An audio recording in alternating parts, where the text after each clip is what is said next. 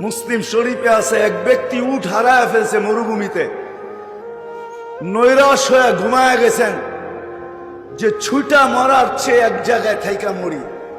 ওই জায়গায় ঘুমায় গেছেন, মৌত আসে তো ঘুমের ভিতরেই আসুক, মৌত আসে তো এই জায়গায় আসুক, আলিঙ্গন করে নিব। ঘুমের থেকে উঠা দেখেন উট মাথার কাছে দাঁড়ায় আছে, তো পুরা মাথার তারের সিস্টেম উল্টায় গেছে খুশির ঠেলায়, পুরা মাথার তারের সিস্টেম। আর আমার কথা বোঝেন, খুশির ঠেলায় উল্টায় গেছে। এখন কি বলতেছে উপরের দিকে দেখা, তুমি আমার বান্দা কিন্তু আমি তোমার রব, আন্তার আবদি আনা রব্বুক।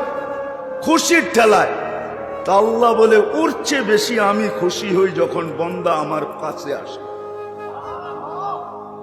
বান্দা যখন আমার কাছে আসে আমি এর চেয়ে বেশি খুশি হই।